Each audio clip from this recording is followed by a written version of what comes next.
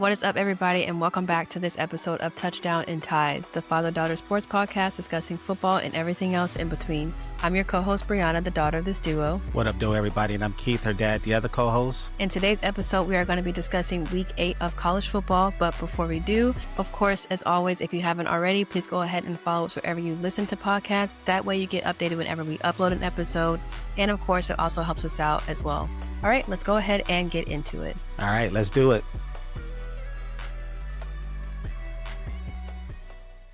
So setup's a little bit different today, if anybody is wondering. It's because he is in my bedroom and I am in my living room. And we are recording this episode because someone is in town to visit me this weekend. That's right. Hence my Rec Sports t-shirt when I used to work there at Michigan. He is representing because he forgot his t-shirt. I always got to represent the M, so just let people know. Well, we just wrapped up Michigan State here on the West Coast, so a little bit earlier here than on the East Coast.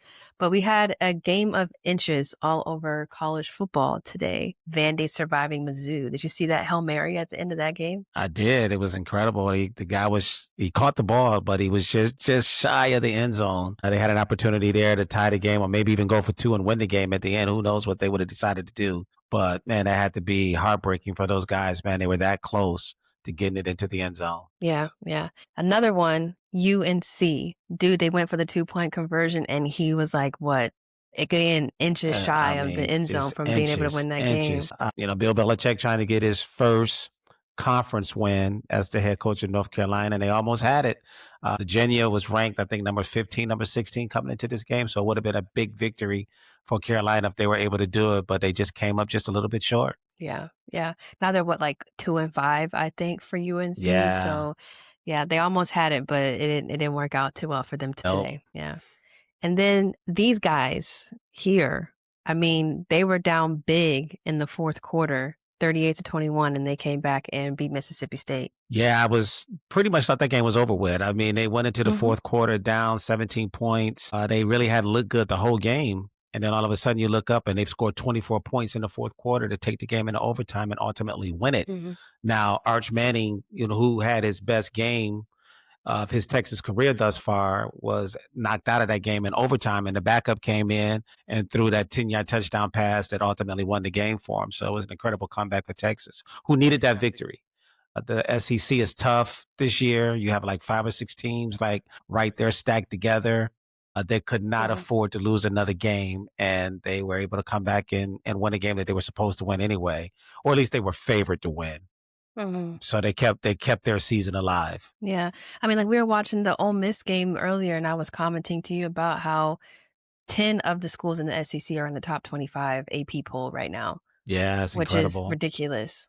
Like I said, they've always been very they've always been very top heavy with, Alabama, Georgia, or whoever's kind of leading the conference at that time. But to have 10 of your teams taking up the top 25, that's impressive. One of those teams is not LSU, who many people thought would have been, one of the top echelon teams of the SEC. But, man, they were blown out I think that game was at LSU against Texas A&M. And they were blown out, by the, who did they play? I just said Texas A&M. The Aggies. And it's, it's not looking good for Brian Kelly at LSU. Mm-mm. It remains to be seen after the season, what the alumni, what the president, the boosters, and all those guys, decide to do. But, to fall flat the way that they have this year when they had so many high expectations coming into the season. And I think now that's their third loss maybe. And I think their next game, at least I know Alabama's next game, is against LSU. I'm not sure if LSU have a bye next week or not, but things are not looking too good right now at LSU for Brian Kelly and that team. Not at all. Literally not at all. So, I mean, we talked about it a little bit, last week because Ed Orgeron, he won the national championship, and then he had 2 seasons after that, and they pretty much gave him the boot. So I feel like they're giving Brian Kelly more of a chance than they gave Ed Orgeron a chance, and that man won a championship with his team. Yeah, and I think this could be it, though. I mean, I don't have a crystal ball. I don't know what they're going to decide to do, but it's going to be interesting to see. I just leave it like that. It's going to be interesting to see what they decide to do with Brian Kelly at the end of this year because, he left Notre Dame because he said he wanted to go someplace to have an opportunity to win a championship, right? He left Notre Dame, and as soon as he leave, Marcus Freeman take over. and lead Notre Dame to the championship. I mean, they lost the game or whatever, but at least they had an opportunity to get there and play for the championship. And then meanwhile, here in LSU, Brian Kelly is still struggling to get over the hump. So it's going to be interesting to see what they decide to do. I don't know what his buyout situation is. We keep talking about this, seem like every week in college football, but it doesn't really seem to matter what the buyout is for these coaches. Schools are willing to pay it if they don't feel like, they're going in the right direction. Yeah, and I don't know if it's maybe this year is pretty unique or if this kind of happens every year. I just feel like every other week this season, pretty much somebody's job is on the line. It's like make or break week for somebody's somebody's Right. team. Yeah. Yeah. We've been talking about that, be it, James Franklin, now we're talking about Brian Kelly. It's like every week, Kellen DeBoer, who this week against South Carolina, a long time there, it looked like Alabama may lose that game, but they came back and pulled it out at the end. But it's just, it's not like how it used to be where you take over these head coaching jobs and, the administration and the boosters or what, if you will, give you time to build your program. No, they want you to come in, they want you to compete for championships. And now when you're, one of the so-called elite programs and there is a 12-team playoff, you can't consider yourself to be an elite program if you can't make a 12-team playoff. So I think the pressure is even greater for these coaches now to get the job done. You necessarily got to win it, but you got to get there. You know what I mean? You have to be in the mix every year to keep people happy. Yeah, you just got to be competitive. Like you said, if it's 12 teams and you're not making, because it was different when, for so long there, it was the same 4 teams that was making the playoffs every year. Alabama, Clemson, Georgia, and then that lucky number 4, it was like, who was going to be the 4th person there? Because that kind of like switched every year. Maybe it was like OU, maybe it was LSU that one year, Ohio State. But those other 3, when it first got started, it was like always them every other year. Like one of them were in it. So now it's a little bit different. Like you say, you have these 12-team playoffs. Like you talked about Alabama and South Carolina, for a minute there, I was like, okay, I'm not some diehard Bama fan, but I do not want what's going to pop off to happen if Bama loses to South Carolina today, which they didn't do, which is great. But I'm pretty sure the people in Tuscaloosa still have something to say because of how close that game was, because, they're still not blowing guys out the way that they used to be. But I mean, if you look at the record, they won like 5 in a row at this point. Something 5 like in that. a row. And before today, four straight wins against ranked teams. So that's why, pulling out this game against South Carolina that they were losing to, but they ultimately won the game. But yeah, the 4 games prior to that were all against ranked opponents, and they won those games. And they struggled for a long time against South Carolina before they ultimately won the game, which is at the end of the day, that's all that's important. They won the game. Right. So I'm going to say, like, the tide is still rolling in Tuscaloosa. That's all I'm going to say about that. They're still in the mix. I think they're 7-1 now, so they're still in the mix. Mm-hmm. Yeah, they're number 4, but the poll obviously is going to change tomorrow, but they still won, so they should be very comfortable right there for now. Yeah, they're not going to probably slip beyond number 4 this week. I don't see them falling that far down or falling at all for that matter. Yeah. Speaking of top 4 teams, number 2 Indiana blew out UCLA 56-6. Okay. Right. And before we start that, I don't want to be the controversial person, but I think it's real funny the way that when UCLA was winning, they were showing the offensive coordinator. And then the moment they lose, they want to start showing the interim head coach, ESPN. What is that about? What is that about? You brought that to my attention earlier today. I wasn't even thinking about that. But before today, honestly, I didn't even know what the UCLA interim head coach looked like until today. And that's only because, during this 3-game winning streak that UCLA had before they lost today, they didn't even show them. So, we pretty much can, make our own conclusions, draw our own conclusions to why that is. But, none of the glory, but all the blame. That's all I'm going to say. Right. But, the Hoosiers, they won. They did. Indiana has a shot this year. They definitely have a shot. I mean, they look like they will probably ultimately end up playing Ohio State for the Big Ten championship here in another few weeks or whatever. So we'll see. I don't think anybody is going to take Indiana seriously until they beat a team like Ohio State, if they're able to do it. I mean, I know they went to Oregon this year and they beat Oregon, which was a statement win for their program. But till they can beat a team like Ohio State, I think people will continue to underrate Indiana. While I think they have a really good team, I think their program is certainly on the right trajectory. You do have to prove yourself by beating, a team like Ohio State for people to really take you serious. And I think that's going to be the case for them. Mhm. I think that happens too when you have a team that's not normally like in your top Right. whatever every single year. Right. You always have to prove something because you talk Right. about elite football programs. Alabama doesn't have to prove anything. Ohio State doesn't have to prove anything. Georgia doesn't have to prove anything. Clemson, when they were out there, they didn't have to prove anything. Like I said, it's always that like lucky number 4. So okay, they Right. snuck their way in. Do they actually deserve to be here? Because Right. when Michigan was up there the first 2 years, they got their butts whooped in the Right. playoffs, but by freaking TCU and Georgia. And it was Right. always like, oh, they're fake. This is a hoax. I mean, even this year with, Miami, they've been ranked number 2 and then you lose to Louisville. I mean, it takes one shot Mm-hmm. for you to mess with that reputation, and nobody really thinks that you deserve to be at that number that you're ranked at. So, it'll be interesting to see with Indiana because, like you said, most likely it's going to be them and the Big Ten championship. They don't play each other in the regular season. I wish they did, just so you can really see like who is the stronger opponent right now, or who is the stronger number 1, number 2, or whatever. But it's not going to happen until the postseason. But it's definitely going to be Indiana and Ohio State. I think they're going to go head to head in It's the Big looking Ten like it. championship. I mean, the only way that it'll be different is if, Ohio State was to lose a game before, the end of the season here in this last month coming up. I know they had like Penn State, which at one time obviously looked like it could be the game of the year, but obviously now that's not the case. And I think those guys play next week. I know they still have Michigan on their schedule. So, I mean, they still have some work to do. I mean, we don't want to just hand it, if you will, to these guys already, but, it's trending in that direction. But certainly both Ohio State and Indiana have work to do if they want to play in the Big Ten championship game. Yeah, 100%, 100%.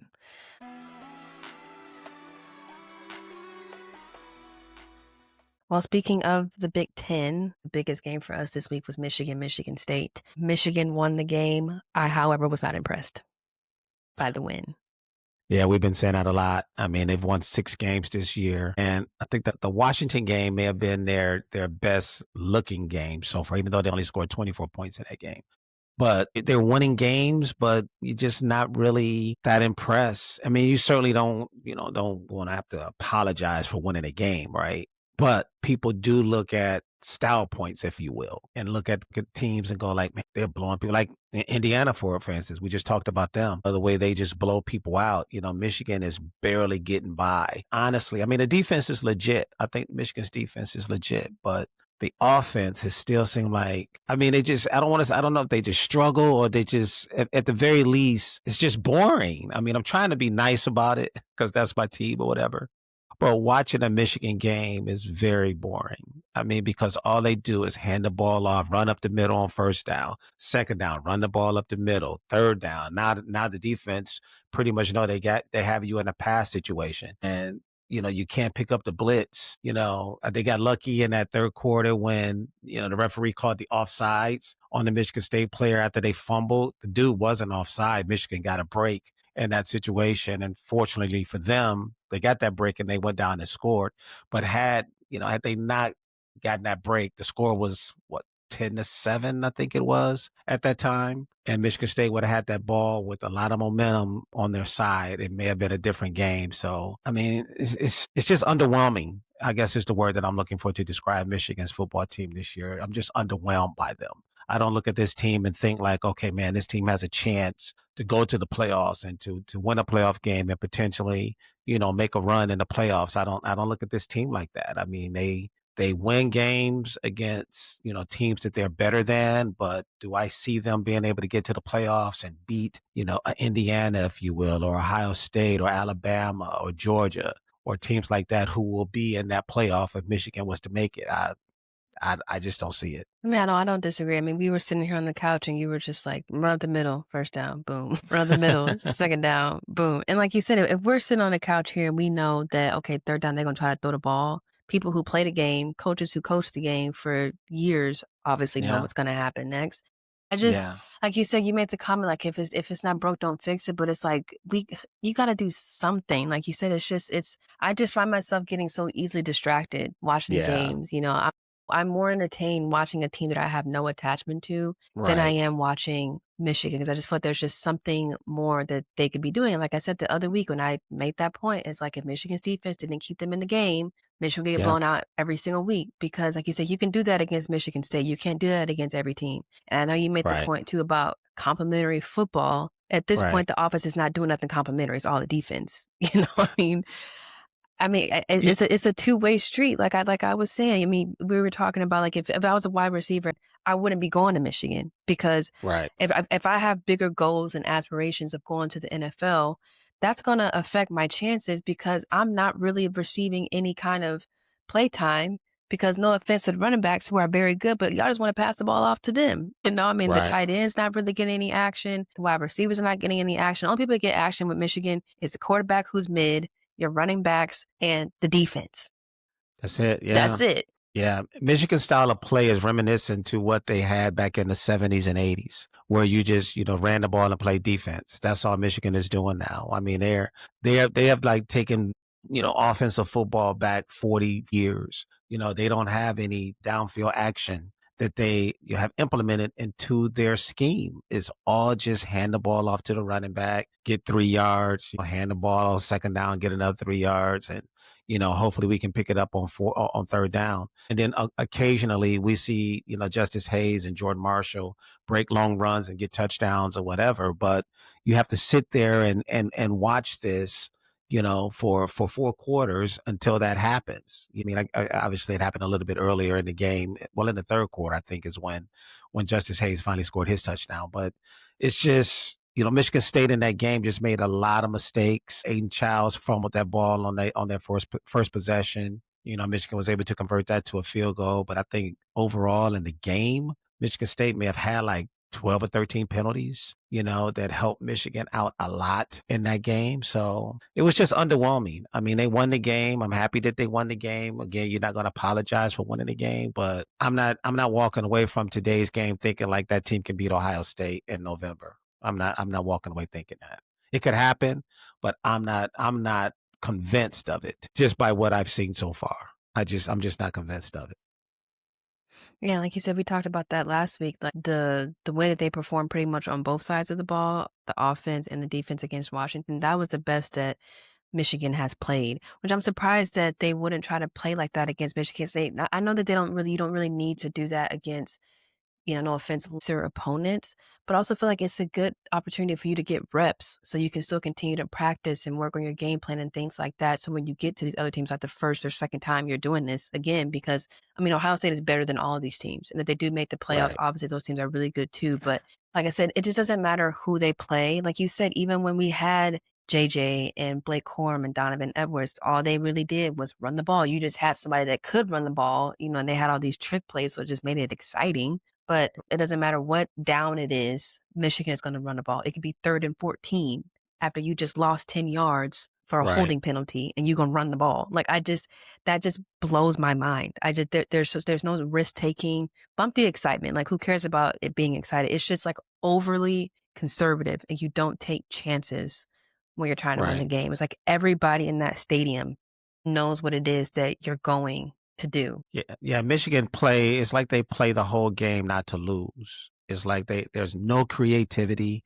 I mean, I think Underwood had less than 90 yards passing today in that game, and I've been waiting all season for him to have this breakout. I mean, he had all this hype coming in.